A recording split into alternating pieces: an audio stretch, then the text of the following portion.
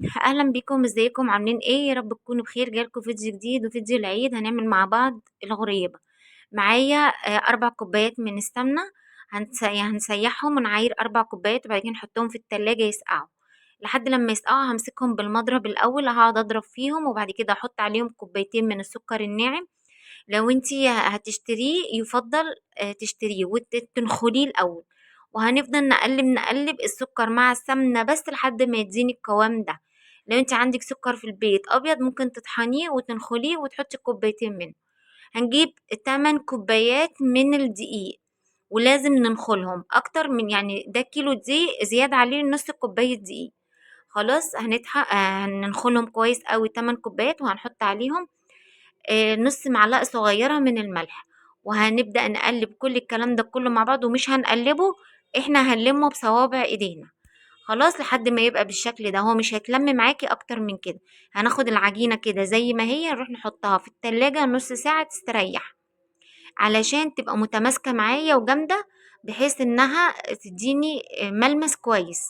لو العجينة شققت معاكي يبقى عايزة سمنة. كده خلاص انا عملتها. اتبقى حتة صغيرة قلت اعملها معاكم. هبدأ امسكها في ايديا كده اسخنها، اكورها كده كورة صغيرة. هتكون الكورة عبارة عن 8 جرام. اللي عنده ميزان يوزن الكورة 8 جرام بالظبط.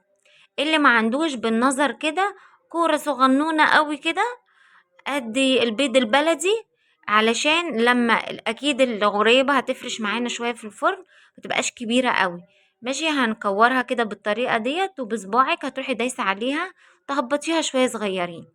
عندك بقى سوداني، عندك مكسرات، عندك زبيب، اي حاجة عايزة تحطيها على وش الغريبة تمام. ما عندكيش، انا بحبها سادة، حتى انا لو عندي مش هحط بصراحة.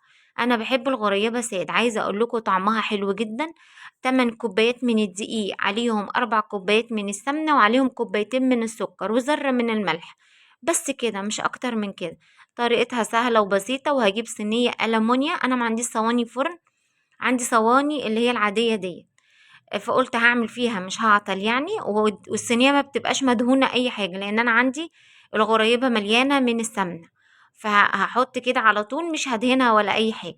وهدخلها فرن سخن، بس مش سخن قوي، درجة حرارة 160، يعني مش سخن قوي. اولها قبلها ب5 دقايق، وبعد كده ادخل الغريبة بتاعتي. وطلعت بالطريقة دي، طلعت بالشكل ده. هتكون محمرة شوية من تحت، يعني لونها ذهبي كده فاتح. بتبقى جميلة جدا. وجربوا الطريقة، يا رب تعجبكم.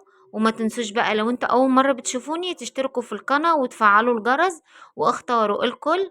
وحطوا كومنت، اكتبوا كومنت حلو زيكم، حطوا لايك، وعلشان كل ما انزل فيديو يوصل لكم. كده بقى الغريبة مش ناعمة خالص يعني بتتكسر، ولا حجر اللي هي تبقى ناشفة. من كيلو دقيق عملت 2 كيلو غريبة. متخيلين ان انت لو اشتريتي كيلو دقيق، كيلو غريبة مش هيديك الكمية دي كلها، وكمان هيبقى اغلى بكتير. فجربي كده، هاتي كيلو دقيق واعمليه. يا رب الطريقة تعجبكم وجربوها، ومع السلامة.